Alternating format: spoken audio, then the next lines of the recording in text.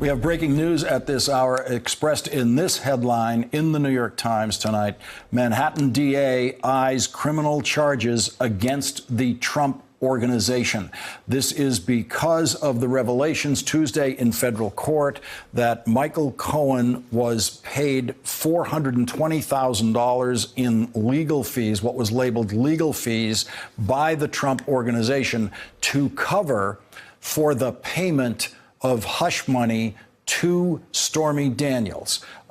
Legal fees, of course, being tax deductible to a business. If the business did deduct those as legal fees, that would be a criminal tax violation.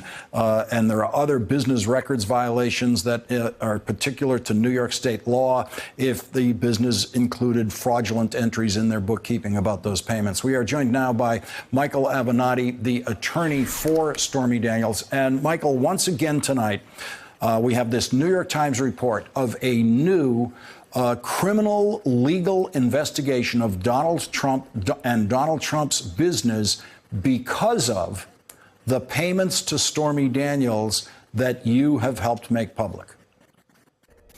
Well, you know, Lawrence, what would we do without all of, quote, this thinking, close quote, to quote the president's interview? I mean, it's truly amazing. You know, when I think about the great philosophers and the great thinkers in history, I think of Socrates and Plato and obviously Donald Trump. I mean, there's no question that he goes with the other two.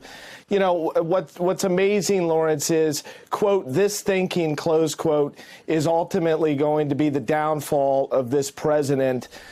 This is crumbling around him, this criminal enterprise that he led for so many years, the people that he surrounded himself with, the actions that they undertook. All of this is unraveling at a breakneck pace, and it's only going to get quicker. It's only going to get faster in the coming weeks and months, in my view. Now, the discovery in your civil lawsuit against Donald Trump and Michael Cohen was stopped by the judge pending the outcome of the criminal case involving Michael Cohen. It's your position now that that case is complete, and you're going to now ask the judge to go forward with your discovery, which is to say, go forward with issuing a subpoena for a deposition to the President of the United States. What's going to happen next? Well, you're absolutely right. On September 10th, we're going to have a hearing in Los Angeles, and I'm going to demand that the case be restarted or allowed to proceed.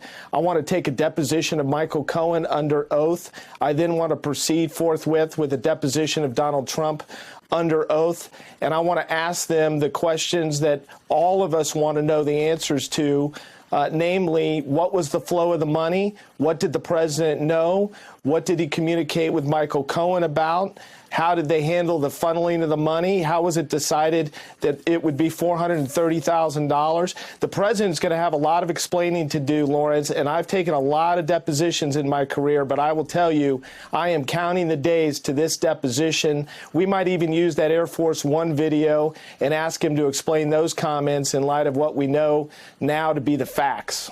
And based on the court's ruling in Bill Clinton's dealing with similar civil subpoenas in a civil lawsuit involving Paula Jones, the precedent is that the courts do require the president to submit to a deposition like this.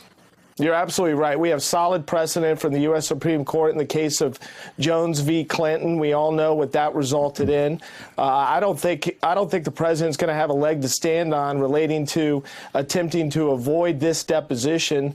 I think there's little question we're going to get Michael Cohen's deposition in light of the plea that he entered 2 days ago in New York.